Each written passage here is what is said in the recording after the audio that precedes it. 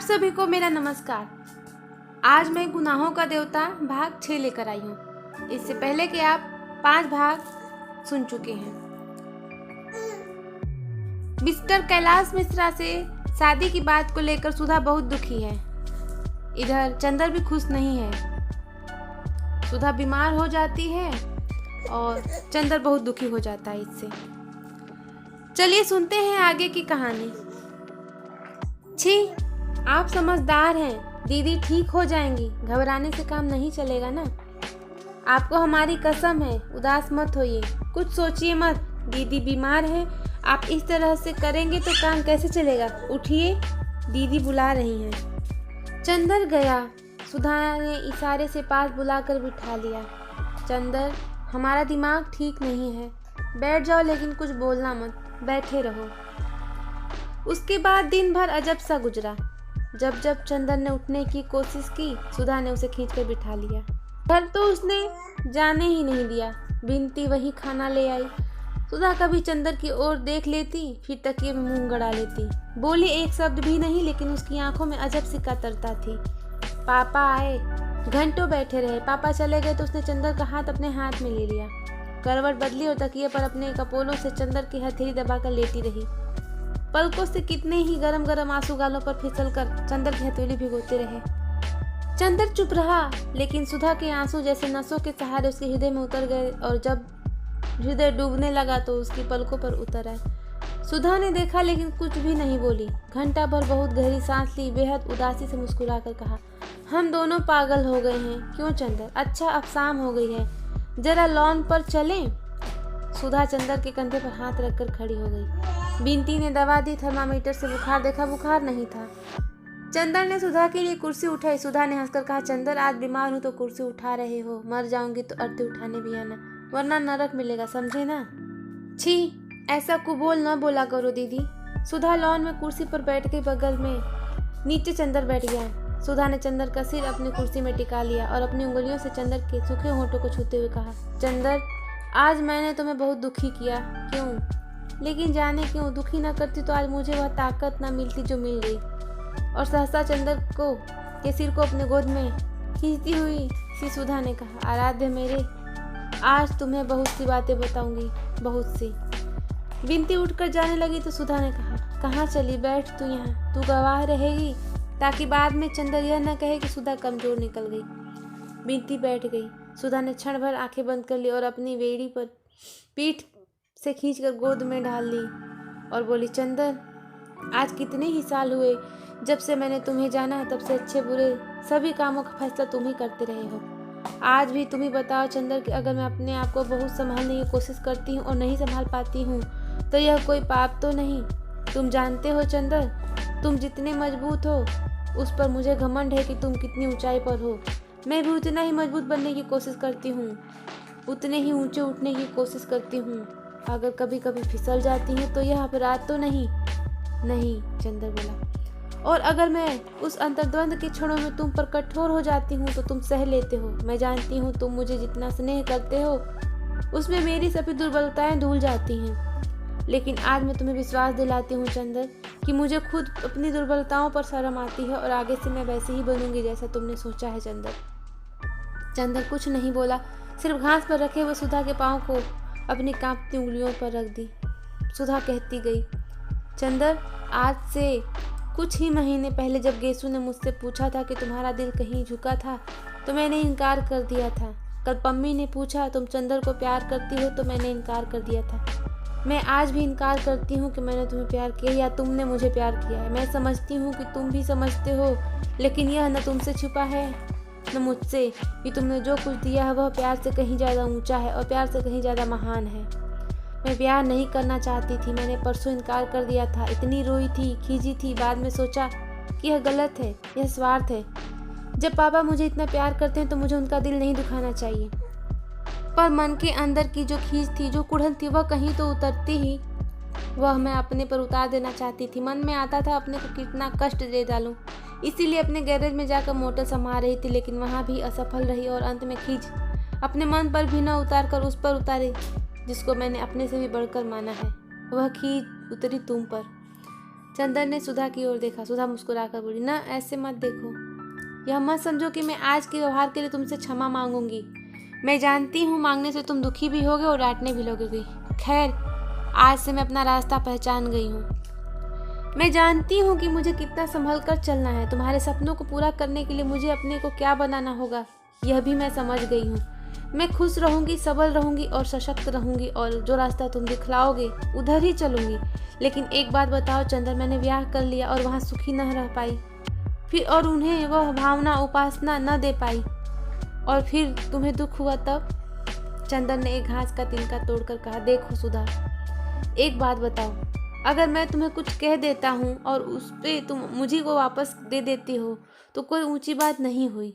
अगर मैंने सचमुच ही स्नेह या पवित्रता जो कुछ भी दिया है उसे तुम उन सभी के जीवन में ही क्यों प्रतिफलित कर सकती जो तुम्हारे जीवन में आते हैं, चाहे वह पति ही क्यों न हो। तुम्हारे मन के अक्षय स्नेह भंडार के उपयोग में इतनी कृपणता क्यों? मेरा सपना कुछ और ही है सुधा। आज तक तुम्हारी आंखों की अमृत ने ही मुझे यह सामग्री दी कि मैं अपने जीवन में कुछ कर सकूं, और मैं यह भी चाहता हूं कि मैं तुम्हें वह स्नेह दूं जो कभी घटे ही नहीं। जितना बांटो उतना बढ़े, और मुझे इतना विश्वास है कि तुम यदि स्नेह की वह एक भी बूंद दे दो तो मनुष्य से क्या हो सकता है। स्नेह रहेगा तो तुम्हारे पति को कभी कोई असंतोष क्या हो सकता है। और फिर कैलाश तो इतना अच्छा लड़का है और उसका जीवन इतना ऊंचा कि तुम उसकी जिंदगी में ऐसे लगोगे जैसे अंगूठी में हीरा। और जहाँ तक तुम्हारा अपना सवाल है, मैं तुमसे भीख मांगता हूँ कि तुम अपना सब कुछ खोकर भी अगर मुझे कोई संतोष रहेगा तो यह देखकर कि मेरी सुधा अपने जीवन में कितनी ऊंची है। मैं तुमसे इस विश्वास की भीख मांगता हूँ। छी, मुझसे बड़े हो चंदर, ऐसी बात नहीं करते। लेकिन एक बात है, मैं जानती हूँ कि मैं चंद्रमा हूँ, सूर्य की किरणें से ही जिसमें चमक आती है। तुमने जैसे आज तक मुझे संवारा है, आगे भी तुम अपनी रोशनी मेरी अंतरात्मा में भरते गए तो मैं अपना भविष्य भी नहीं पहचान सकूंगी, समझे? समझा पगली कहीं की। थोड़ी देर चंदर चुप बैठा और फिर सुधा के पाँव पर सिर टिकाकर बोला, परेशान कर डाला 3 रोज से। सूरज तो देखो कैसी निकल आई और बैसाखी को कुल 4 रोज रह गए हैं। अब मत दिमाग बिगाड़ना, वे लोग आते ही होंगे। बिनती, दवा ले आ। बिनती उठकर गई तो सुधा बोली, हटो, अब हम घास पर बैठेंगे। और घास पर बैठकर वह बोली, लेकिन एक बात है, आज से लेकर ब्याह तक तुम हर अवसर पर हमारे सामने रहना, जो कहोगे हम वही करते जाएंगे। हाँ, यह हम जानते हैं, चंदन ने कहा और कुछ दूर हटकर घास पर लेट गए और आकाश की ओर देखने लगा। शाम हो गई थी और दिन भर की उड़ी हुई धूल अब कुछ कुछ बैठ गई थी। आकाश के बादल बहुत ठहरे हुए थे, उन पर अरुणाई झलक थी। एक दुरंगी पतंग बहुत ऊंचे पर उड़ रही थी। चंदर का मन भारी था, हालांकि जो तूफान परसों उठा था वह खत्म हो गया था, लेकिन चंदर के मन का अभी भी मरा मरा हुआ सा था। वह चुपचाप लेटा रहा। बिनती दवा और पानी ले आई। दवा पीकर सुधा बोली, क्यों चुप क्यों है चंदर?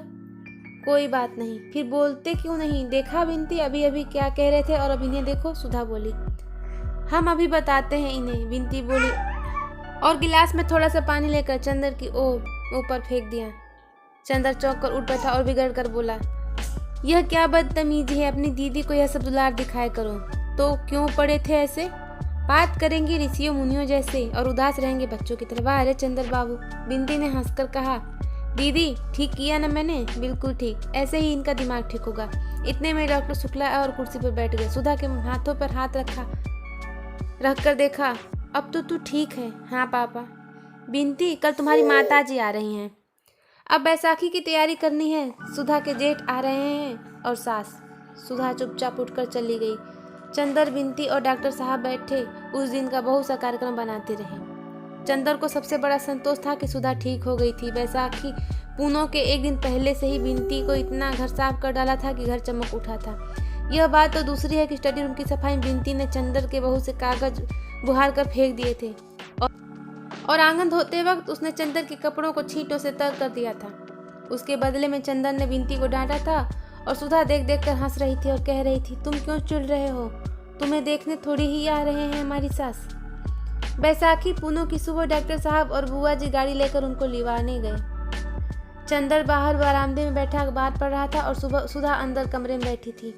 अब 2 दिन उससे बहुत दब ढक कर रहना होगा। वह बाहर नहीं घूम सकती थी, क्योंकि जाने कैसे और कब उसकी सास आ जाए और देख लें। बुआ उसे समझा गई थी। उसने गंभीर आज्ञाकारी लड़की की तरह मान लिया था और अपने कमरे में चुपचाप बैठी थी। बिनती कढ़ी के लिए बेसन फेंट रही थी और महाराजे ने रसोई में दूध चढ़ा दिया था। सुधा चुपके से आई, किवाड़ की आड़ से देखा कि पापा और बुआ की मोटर तो नहीं आ रही है। जब देखा कि कोई नहीं है तो आकर चुप्पे से खड़ी हो गई और पीछे से चंदर के हाथ से अखबार ले लिया। चंदर ने पीछे देखा तो सुधा एक बच्चे की तरह मुस्कुरा दी और बोली, क्यों चंदर, हम ठीक है ना, ऐसे ही रहे ना, देखा तुम्हारा कहना हम मानने लगे हैं। हाँ सुधी, तभी तो हम तुमको इतना दुलार करते हैं। लेकिन चंदर एक बात, आज रो लेने दो, फिर उनके सामने नहीं रो सकेंगे। सुधा का गला रूंध गया और आंखें छलछला गई। छी सुधा, चंदर ने कहा। अच्छा नहीं, और एक झटके में सुधा ने आंसू पोंछ लिए। इतने में गेट पर किसी कार का भूंपू सुनाई पड़ा और सुधा भागी।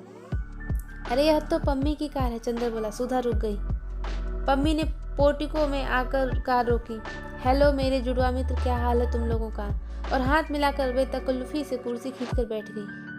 इन्हें अंदर ले चलें चंदर, वरना अभी वे लोग आते होंगे। सुधा बोली, नहीं मुझे बहुत जल्दी है, आज शाम को बाहर जा रही हूँ। बर्टी अब मसूरी चला गया है, वहाँ से उसे अब मुझे बुलाया है।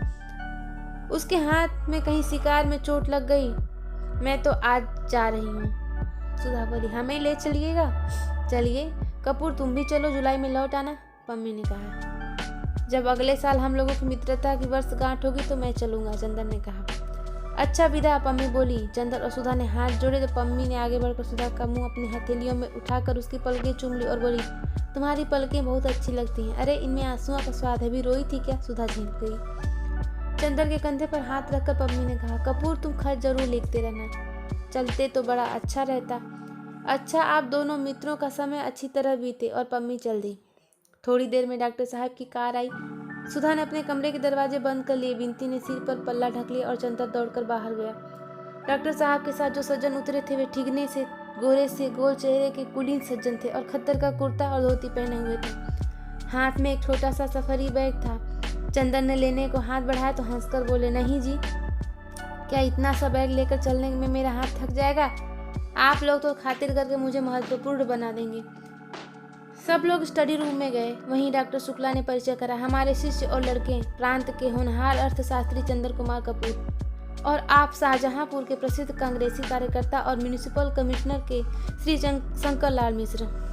अब तू नहाए लो शंकरी, फिर चाय ठंडाई जई हैं, बुआ जी ने आकर कहा। आज बुआ जी ने बहुत दिनों पहले की बूटीदार साड़ी पहन रखी थी और शायद वह खुश थी क्योंकि बिनती को डांट नहीं रही थी। नहीं, मैं तो वेटिंग रूम में नहा चुका, मैं चाय में पीता नहीं, खाना ही तैयार कराइए। और घड़ी देखकर शंकर बाबू बोले, मुझे जरा स्वराज्य भवन जाना है और 2 बजे की गाड़ी से वापस जाना है और शायद उधर से ही चला जाऊंगा। उन्होंने बहुत ही मीठे स्वर से मुस्कुराते हुए कहा, यह तो अच्छा नहीं लगता कि आप आए भी और कुछ रुके भी नहीं। डॉक्टर शुक्ला बोले, हाँ मैं खुद रुकना चाहता था लेकिन मांझी की तबीयत ठीक नहीं है, कैलाश भी कानपुर गया हुआ है, मुझे जल्दी जाना चाहिए। बिनती ने लाकर थाली रखी। चंदर ने आश्चर्य से डॉक्टर साहब की ओर देखा। वे हंसकर बोले, भाई यह लोग हमारी तरह छूत पाक नहीं मानते।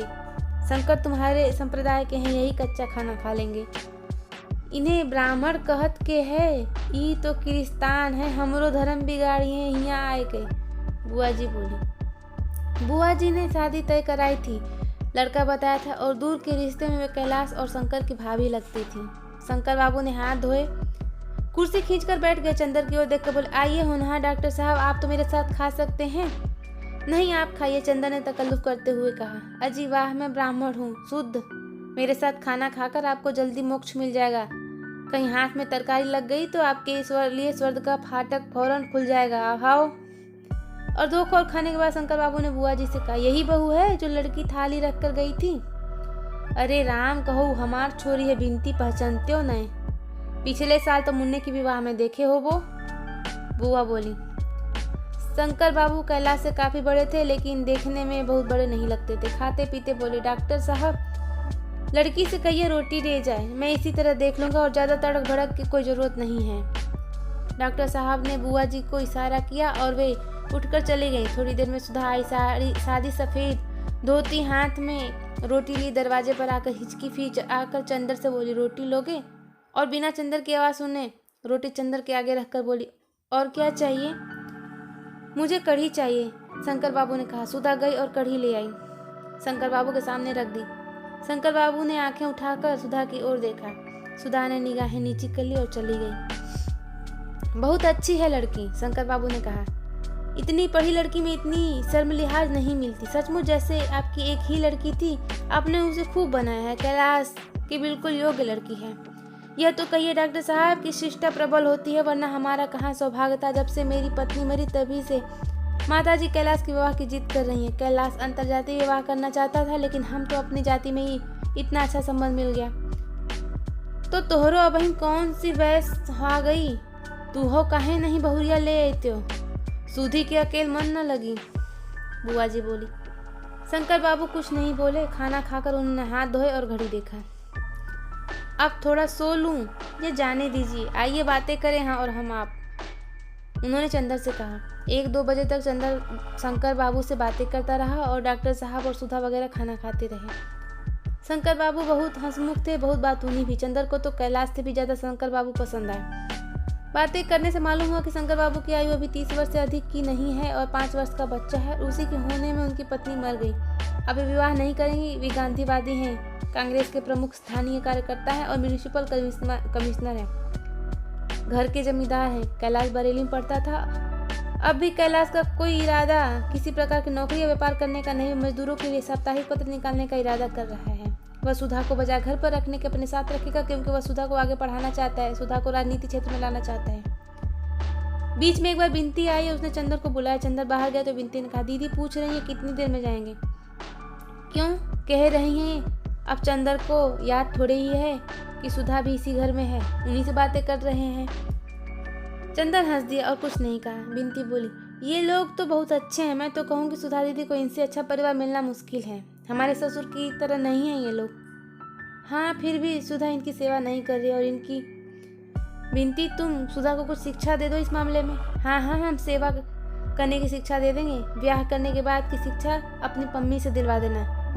खुद तो उनसे ले ही चुके होंगे आप। चंदर जेब गया। पाजी कहीं की बहुत बेशरम हो गई है। पहले मुंह से बोल नहीं निकलता था। तुमने और दीदी ने ही तो किया बेशरम। हम क्या करें? पहले हम कितना डरते थे। बिनती ने उसी तरह गर्दन टेढ़ी करके कहा, मुस्कुराकर भाग गई। जब डॉक्टर साहब आए तो शंकर बाबू ने कहा, अब मैं तो जा रहा हूँ, यह माला मेरी ओर से बहू को दे दीजिए। और उन्होंने बड़ी सुंदर मोतियों की माला बैग से निकाली और बुआ जी के हाथ में दे दी। हाँ, एक बात है, शंकर बाबू बोले, ब्याह हम लोग महीने भर के अंदर ही करेंगे। आपकी सब बात हमने मानी, यह बात आपको हमारी माननी होगी। इतनी जल्दी? डॉक्टर शुक्ला चौंक उठे। यह असंभव है शंकर बाबू, मैं अकेला हूँ, आप जानते हैं। नहीं, आपको कोई कष्ट न होगा। शंकर बाबू बहुत ही मीठे स्वर में बोले, हम लोग रीति रस्म के तो कायल हैं नहीं। आप जितना चाहें रीति रस्म अपने मन से कर लें। हम लोग सिर्फ 6-7 आदमियों के साथ आएंगे। सुबह आएंगे, अपने बंगले में कमरा खाली करा दीजिएगा, शाम को अगवानी और विवाह कर दें। दूसरे दिन 10 बजे हम लोग चले जाएंगे। यह नहीं होगा, डॉक्टर साहब बोले। हमारी तो अकेली लड़की है और हमारे भी तो कुछ हौसले हैं। और फिर लड़की की बुआ तो यह कभी स्वीकार नहीं करेंगी। देखिए, मैं आपको समझा रहा हूँ। कैलाश शादियों में तड़क भड़क के सख्त खिलाफ है। पहले तो वह इसलिए अपनी जाति में विवाह नहीं करना चाहता था, लेकिन जब मैंने उसे भरोसा दिलाया कि बहुत सादा विवाह होगा तभी वह राजी हुआ। इसलिए इसे आप मान ही लें। फिर विवाह के बाद तो जिंदगी पड़ी है। आपकी अकेली लड़की है, जितना चाहिए करिए। रहा कम समय का तो शुभम शीघ्रम। फिर आपको कुछ खास इंतजाम भी नहीं करना। अगर कुछ हो तो कहिए, मैं यहीं रह जाऊं, आपका काम कर दूं। शंकर बाबू हंसकर बोले। कुछ देर तक बातें होती रही। अंत में शंकर बाबू ने अपने सौजन्य और मीठे स्वभाव से सभी को राजी कर ही लिया। उसके बाद सबने उन्हें विदा मांगी। चलते वक्त बुआ जी और डॉक्टर साहब के पैर छुए, चंदर से हाथ मिलाया और शंकर बाबू सबका मन जीत कर चले गए। बुआ जी ने हाथ में माला ली और उसे उलट पलट कर देखा और बोले, एक ऊ आए रहें जूता खोर, एक ठो कागज थमा के चले गए और गहरी सांस लेके चली गई। डॉक्टर साहब ने सुधा को बुला, उसके हाथ में वो माला रखकर उसे चिपटा लिया। सुधा पापा की गोद में मुंह छिपाकर रो पड़ी। उसके बाद सुधा चली गई और चंदर, डॉक्टर साहब और बुआ जी बैठे शादी के इंतजाम की बातें करते रहे। यह तय हुआ कि अभी तो इन्हीं की इच्छा अनुसार विवाह कर दिया जाए, फिर यूनिवर्सिटी खुलने पर सभी को बुलाकर अच्छी दावत वगैरह दे दी जाए। यह भी तय हुआ कि बुआ जी गांव जाकर अनाज, घी, बड़ियाँ और नौकर वगैरह का इंतजाम कर लाएं और 15 दिन के अंदर लौट आएं। अगवानी ठीक 6 बजे शाम को हो जाए और सुबह के नाश्ते में क्या दिया जाए, यह सभी डॉक्टर साहब ने तय कर डाला, लेकिन निश्चय यह किया गया चूंकि बहुत आदमी कम आ रहे हैं, अतः सुबह शाम के नाश्ते का काम यूनिवर्सिटी के किसी रेस्टोरेंट को दे दिया जाए। इसी बीच में बिनती खरबूजा और शरबत लाकर रख गई और चंदर ने तो बहुत आराम से शरबत पीते हुए पूछा, किसने बनाया है? सुधा दीदी ने। आज बड़ी खुश मालूम पड़ती है, चीनी बहुत कम छोड़ी है, चंदर बोला। बुआ और बिनती दोनों हंस पड़ी। थोड़ी देर बाद चंदर उठकर भीतर गया तो देखा सुधा अपने पलंग पर बैठी सामने एक किताब रखे जाने क्या देख रही है और वह माला पड़ी है। चंदर गया और बोला, सुधा आज मैं बहुत खुश हूँ। सुधा ने आंखें उठाई चंदर की ओर देखकर मुस्कुराने की कोशिश की और बोली, मैं भी बहुत खुश हूँ। क्यों, तय हो गया इसलिए? बिनती ने पूछा। नहीं, चंदर बहुत खुश है इसलिए। और एक गहरी सांस लेकर किताब बंद कर दी। कौन सी किताब है सुधा? चंदर ने पूछा। कुछ नहीं, इस पर कुछ उर्दू के अशार लिखे हैं जो गेसू ने सुनाए थे, सुधा बोली। चंदर ने बिनती की ओर देखा और कहा, बिनती, कैलाश तो जैसा है वैसा ही है, लेकिन शंकर बाबू की तारीफ मैं कर नहीं सकता। क्या राय है तुम्हारी? हाँ, है तो सही।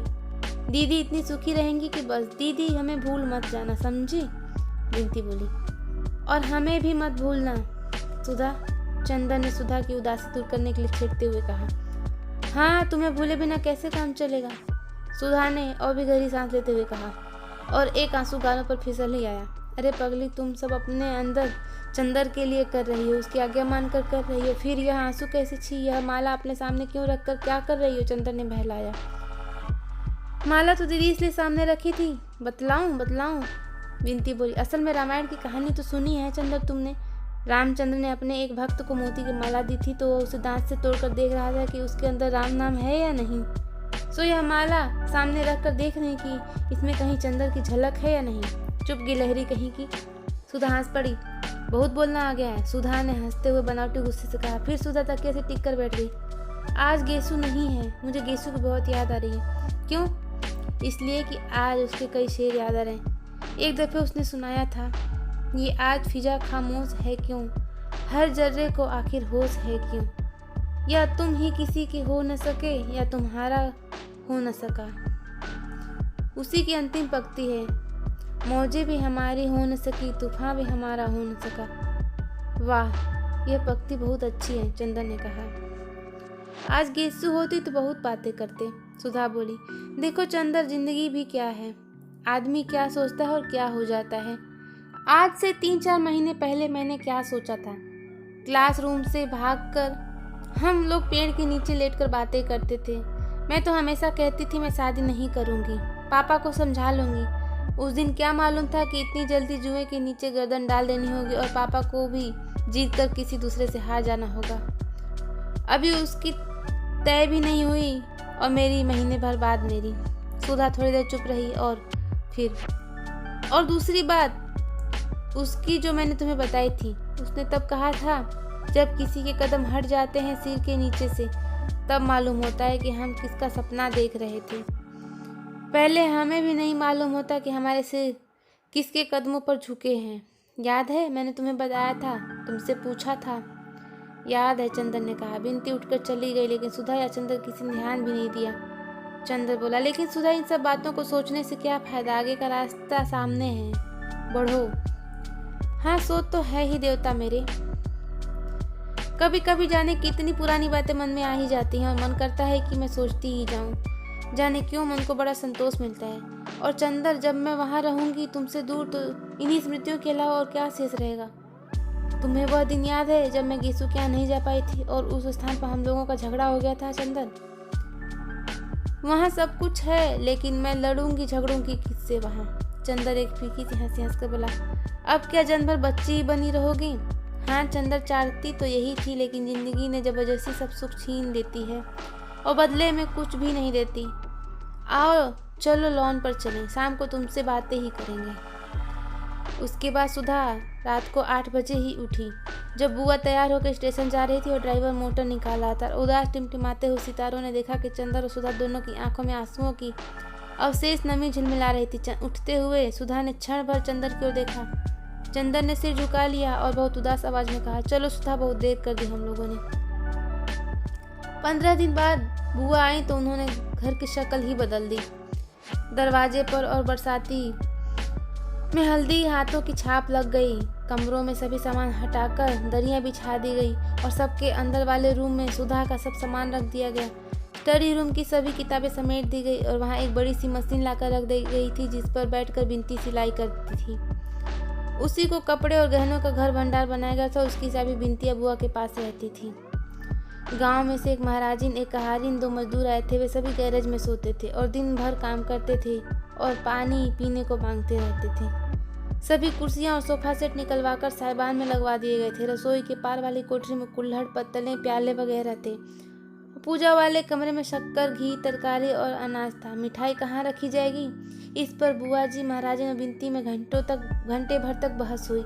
लेकिन जब बुआ ने बिनती से कहा, आपन लड़के बच्चे का बियाह कियो तो कतरनियस जबान चला ली हो, अब हर काम में टांग काहे अड़ावत करत हो, तो बिनती चुप हो गई और अंत में बुआ जी की राय सर्वोपरि मानी गई। बुआ जी की जबान जितनी तेज थी, हाथ भी उतने ही तेज थे। 4 बोरा गेहूं उन्होंने साफ करके कोठरियों में भरवा दिए। कम से कम 5 तरह की दालें लाई थी। बेसन पिसवाया, दाल दरवाई, पापड़ बनवाया, मैदा छनवाया, सूजी दरवाई, बड़ी मुंगौरी डलवाई, चावल की कचौरियाँ बनवाई और सबको अलग अलग गठरी में बांध कर रख दिया। रात को अक्सर बुआ जी, महाराजिन तथा गांव की महरीन ढोलक लेकर बैठ जाती और गीत गाती। बिनती उनमें भी शामिल रहती। सच पूछो तो सुधा के ब्याह का जितना उत्साह बुआ को नहीं उतना बिनती को था। वह सुबह से उठकर झाड़ू लेकर सारा घर बुहा डालती थी। इसके बाद नहाकर तरकारी काटती, उसके बाद चाय काटती। डॉक्टर साहब, चंदर, सुधा सभी को चाय देती। बैठकर चंदर अगर कुछ हिसाब लिखता तो हिसाब लिखती, फिर अपनी मशीन पर बैठ जाती और 12-1 बजे तक सिलाई करती रहती। फिर दोपहर को चावल और दाल बीनती, शाम को खरबूजे काटती, शरबत बनाती और रात भर जाग जाकर गाती और दीदी को हंसाने की कोशिश करती। एक दिन सुधा ने कहा, मेरे ब्याह में तो इतनी खुश, अपने ब्याह में क्या करेगी? तो बिनती ने जवाब दिया, अपने ब्याह में तो मैं खुद बैंड बजाऊंगी वर्दी पहनकर। घर चमक उठा था जैसे रेशम, लेकिन रेशम के चमकदार रंगीन उल्लास भरे गोले के अंदर भी एक प्राणी होता है, उदास, स्तब्ध, अपनी सांस रोककर अपनी मौत की क्षण क्षण प्रतीक्षा करने वाला रेशम का कीड़ा। इस घर के सारे उल्लास और चहल पहल से घिरा हुआ सिर्फ एक प्राणी था जिसकी सांस धीरे धीरे डूब रही थी, जिसकी चंचलता ने उसकी नजरें से विदा मांग ली थी। वह थी सुधा। सुधा बदल गई थी। गोरा चंपई चेहरा पीला पड़ गया था और लगता था जैसे वह बीमार हो। खाना उसे जहर लगने लगा था। अपने कमरे को छोड़कर कहीं जाती न थी। एक शीतल पाटी बिछा उसी पर दिन रात पड़ी रहती थी। बिनती जब हंसती हुई खाना लाती तो सुधा के इनकार करने बिनती के आंसू छलछला आते। तब सुधा पानी के घूंट के साथ सहारे कुछ खा लेती और उदास फिर अपनी शीतल पाटी पर लेट जाती। स्वर्ग को कोई इन धंधों से भर दे और सच्ची को जहर पिला दे, कुछ ऐसा ही लग रहा था वह घर। डॉक्टर शुक्ला का साहस न होता था सुधा से बोलने का। वह रोज बिनती से पूछ लेते, सुधा खाना खाती है या नहीं? बिनती कहती हाँ, तो एक गहरी सांस लेकर अपने कमरे में चले जाते। चंदर परेशान था। उसने इतना काम साथ कभी भी न किया हो अपनी जिंदगी में। सुनार के यहाँ, कपड़े वाले के यहाँ, फिर राशनिंग अफसर के यहाँ, पुलिस वैन ठीक कराने, पुलिस लाइन, अर्जी देने मजिस्ट्रेट के यहाँ, रुपया निकालने, बैंक, शामियाने का इंतजाम, पलंग कुर्सी वगैरह का इंतजाम, खाने परोसने के, बर्तनों के इंतजाम और जाने क्या क्या। और जब पूरी तरह थक जाता तो जेठ की तपती दोपहरी में तब बिनती आकर बताती, सुधा ने आज फिर कुछ खाना नहीं खाया। तो उसका मन होता था वह सिर्फ पटक पटक दे। वह सुधा के पास जाता। सुधा आंसू पोंछ कर बैठती, एक टूटी फूटी मुस्कान से चंदर का स्वागत करती। चंदर उससे पूछता, खाती क्यों नहीं? खाती तो हूँ चंदर, इससे ज़्यादा गर्मियों में मैं कभी नहीं खाती थी। सुधा कहती और इतने दृढ़ स्वर से कि चंदर कुछ प्रतिवाद करते नहीं बनता। अब बाहरी काम लगभग समाप्त हो गए थे। वैसे तो सभी जगह हल्दी छिड़ककर पत्र रवाना किए जा चुके थे, लेकिन निमंत्रण पत्र भी बहुत सुंदर छप कर आए थे। हालांकि कुछ देर हो गई थी। ब्याह को कुल 7 दिन बचे थे। चंदर सुबह 10 बजे एक डिब्बे में निमंत्रण पत्र और लिफाफा भरे हुए आया और स्टडी रूम में बैठ गया। बिनती बैठी हुई कुछ सिल रही थी। सुधा कहाँ है? उसे बुला लाओ। सुधा आई। सूजी आंखें, सूखे होंठ, रूखे बाल, मैली धोती, निष्प्राण चेहरा और बीमार चाल। हाथ में पंखा लिए थी। आई और चंदर के पास बैठ गई। कहो क्या कर आए चंदर? अब कितना इंतजाम बाकी है? अब सब हो गया सुधा रानी। आज तो पैर जवाब दे रहे हैं। साइकिल चलाते चलाते पैर में जैसे गांठें पड़ गई हूँ। चंदर ने काट फैलाते हुए कहा, शादी तुम्हारी होगी और जान मेरी निकली जा रही है मेहनत से। हाँ चंदर, इतना उत्साह तो किसी को नहीं है मेरी शादी का, सुधा ने कहा। अब दुलार से बोली, लाओ पैर दबा दूं तुम्हारे। अरे पागल हो गई हो सुधा। चंदन ने अपने पैर उठाकर ऊपर रख लिए। हाँ चंदर, गहरी सांस लेते हुए सुधा बोली, अब मेरा अधिकार भी क्या है तुम्हारे पैर छूने का। क्षमा करना, मैं भूल गई थी कि मैं तुम्हारी पुरानी सुधा नहीं हूँ। और टप से 2 आंसू गिर पड़े। सुधा ने पंखे की ओट कर आंखें पोंछ ली। तुम तो बुरा मान गई सुधा, चंदर ने पैर नीचे रखते हुए कहा। नहीं चंदर, अब बुरा भला मानने के दिन बीत गए। अब गैरों की बात का भी बुरा भला नहीं मान पाऊंगी। फिर घर के लोगों की बातों का बुरा भला क्या। छोड़ो ये सब बातें। ये क्या निमंत्रण पत्र छपा है? देखें। चंदर ने एक निमंत्रण पत्र उठाया, उसे लिफाफे में भरकर उस पर सुधा का नाम लिखकर कहा, लो हमारी सुधा का ब्याह है, आइएगा जरूर। सुधा ने निमंत्रण पत्र ले लिया। अच्छा, एक फीकी हंसी हंसकर बोली, अच्छा अगर हमारे पतिदेव ने आज्ञा दे दी तो आऊंगी आपके यहाँ। उनका भी नाम लिख दीजिए वरना बुरा मान जाए। सुधा उठ खड़ी हुई। कहाँ चली? चंदन ने पूछा।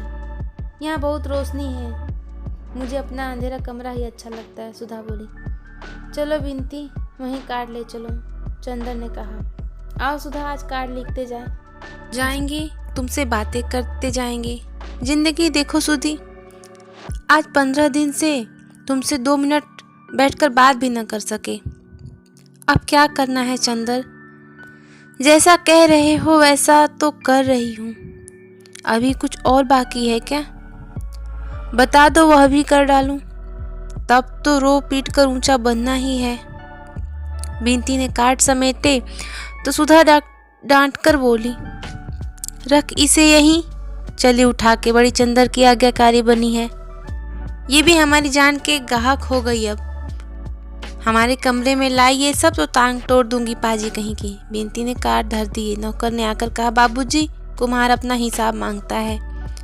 अच्छा अभी आया। सुधा और चंदर चला गया और इस तरह दिन बीत रहे थे। शादी नजदीक आती जा रही थी और सभी का सहारा एक दूसरे से छूटता जा रहा था। सुधा के मन में जो कुछ भी अभी धीरे धीरे मरघट की उदासी की तरह बैठा जा रहा था और चंदर अपने प्यार से, अपनी मुस्कान से, अपने आंसुओं से धो देने के लिए व्याकुल हो उठा था।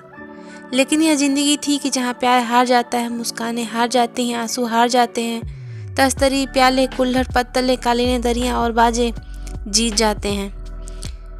जहाँ अपनी जिंदगी की प्रेरणा मूर्ति के आंसू गिरने के बजाय कुल्हड़ और प्याले गिरवा कर रखने पड़ते हैं और जहाँ किसी आत्मा की उदासी को अपने आंसुओं से धोने की बजाय पत्तले धुलवाना ज़्यादा महत्वपूर्ण होता है। जहाँ भावना और अंतर्द्वंद के सारे तूफान सुनार और बिजली वालों की बातों में डूब जाते हैं और जहाँ 2 आंसुओं में डूबते हुए व्यक्तियों की पुकार सहनाइयों की आवाज़ों में डूब जाती है। और जिस वक्त की आदमी के हृदय का कण कण क्षत विक्षत हो जाता है, जिस वक्त उसकी नसों में सितारे टूटते हैं, जिस वक्त उसके माथों में आग धधकती है, जिस वक्त उसके सिर पर आसमान से और पांव तले धरती हट जाती है, उस समय उसे शादी की साड़ियों का मोल तोल करना पड़ता है और बाजे वाले को एडवांस रुपया देना पड़ता है। ऐसी थी उस वक्त चंदर की जिंदगी और उसने अपना चक्र पूरी तरह चला दिया था। करोड़ तूफान घुमड़ाते हुए उसे नचा रहे थे। वह एक क्षण भी कहीं नहीं टिक पाता था। एक पल भी उसे चैन नहीं था। एक पल भी वह यह नहीं सोच पाता था कि उसे चारों ओर क्या हो रहे हैं। वह बेहोशी में, मूर्छा में, मशीन की तरह काम कर रहा था। आवाजें थी कि उसके कानों से टकराकर चली जाती थी। आंसू थे कि उसके हृदय को छू नहीं पाते थे। चक्र उसे फंसाकर खींचे लिए जा रहा था। बिजली से भी ज्यादा तेज, प्रलय से भी ज्यादा सशक्त वह खींचा जा रहा था। सिर्फ एक और। शादी का दिन। सुधा ने नथुनी पहना, उसे नहीं मालूम। सुधा ने कोरे कपड़े पहने, उसे नहीं मालूम। सुधा ने चूड़े पहने, उसे नहीं मालूम। घर में गीत हुए, उसे नहीं मालूम। सुधा ने चूल्हा जलते वक्त अपना सिर पटक दिया, उसे नहीं मालूम।